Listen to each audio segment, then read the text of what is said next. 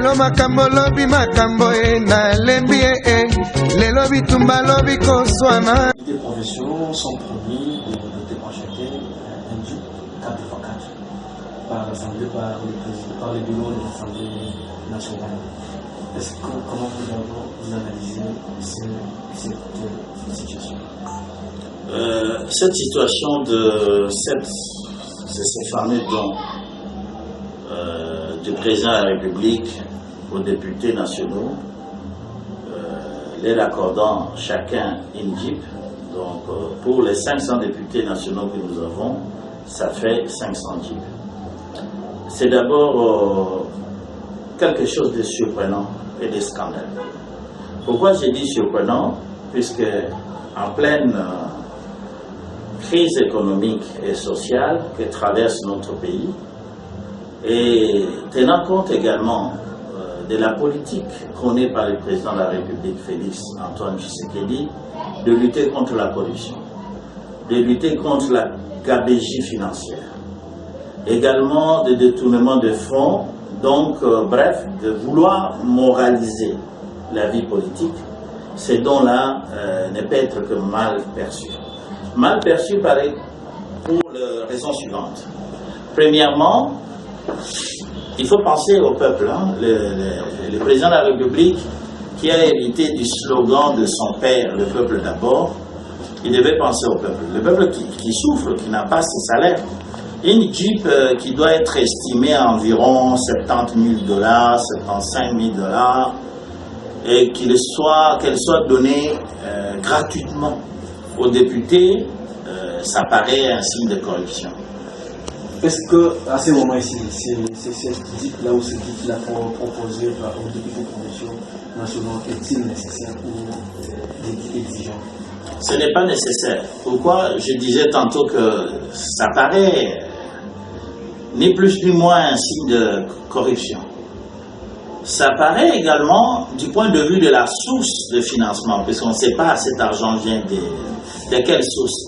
Puisque l'entreprise qui a fourni qui fournit le Jeep a été payée, je suppose, si ça vient du président de la République ou du bureau de l'Assemblée, mais ça vient du trésor public. C'est-à-dire cet argent, quelle que soit la forme qu'on veut lui donner, que ce soit la forme de don, que ce soit la forme de prêt, cet argent a été puisé du trésor public. Et puisé du trésor public de la manière qui n'est pas orthodoxe, c'est-à-dire qui ne respecte pas la procédure nécessaire de décaissement, ça paraît également une violation de la loi, de procédure financière. Puisque c'est opaque, on ne sait pas l'argent vient de qui a ordonné. Il n'appartient pas au président de la République d'ordonner comme ça qu'on accorde aux députés 500 Jeeps. Donc, pour nous, c'est déjà un recul important de la fameuse politique de lutte contre la corruption et le détournement de fonds publics prônée par les chefs de l'État. C'est un recul, et ça vient contredire.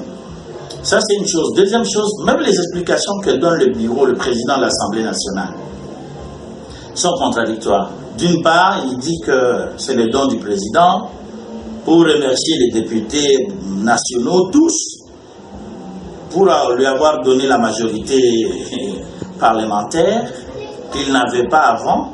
Mais c'est toujours de la corruption, c'est conforter, vouloir expliquer et vouloir faire comprendre aux gens que la corruption est acceptable.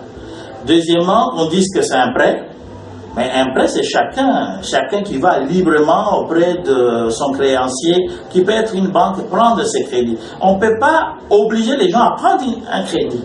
Un crédit c'est un fait personnel et tout cela ne convainc pas, d'origine donc est floue.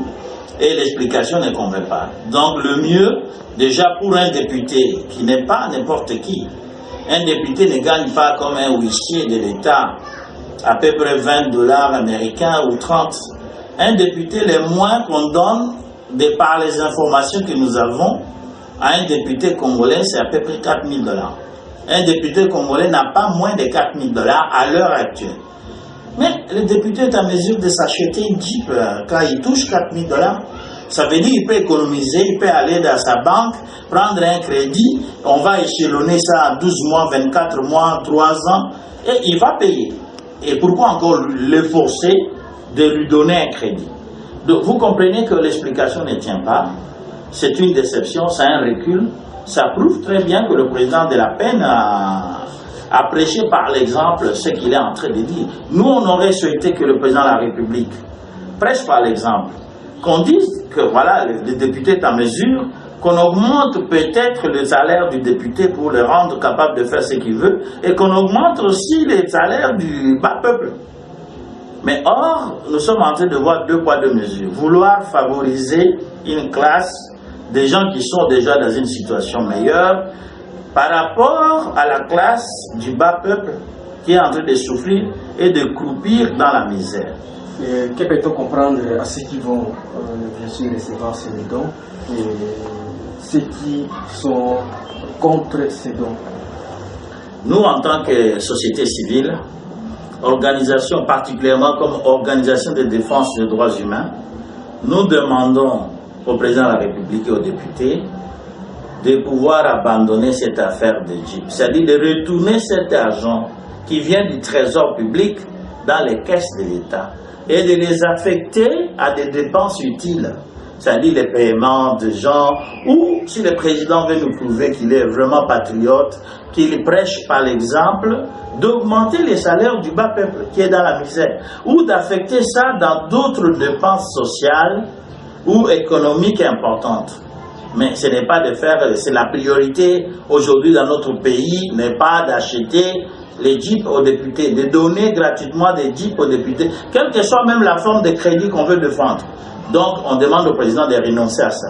Comme le président se veut quelqu'un qui privilégie les intérêts du peuple, qu'il renonce à ça et qu'il réaffecte ces fonds-là pour des choses utiles. Deuxièmement, aux députés nationaux, nous leur disons qu'ils sont l'émanation du peuple.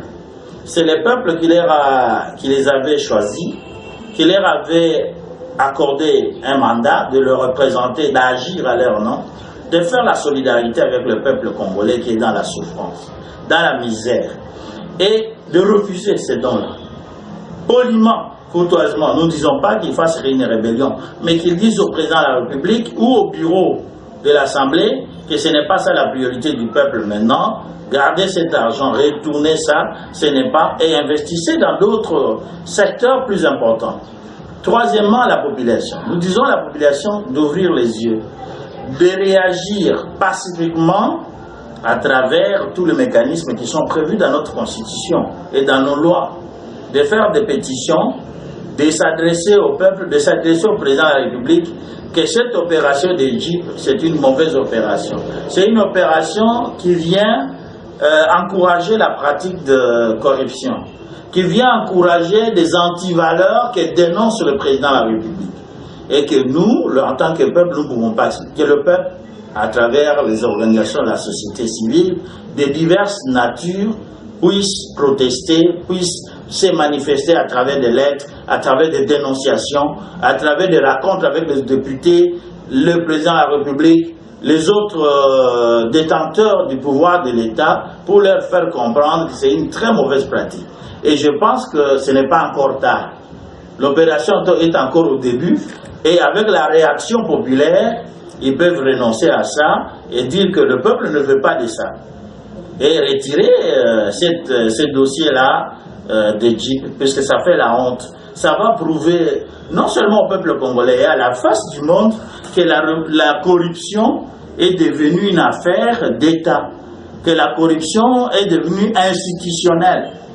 Donc, puisque c'est le Parlement qui est l'émanation du peuple, qui est un des organes, une des institutions importantes, qui s'est fait corrompre de cette manière-là, c'est vraiment la catastrophe. Et je pense qu'on peut éviter cette catastrophe. Ce n'est pas encore tard. Voilà. Monsieur Dismas Kitingué, président du groupe Lotus, la télévision. Merci. Merci beaucoup.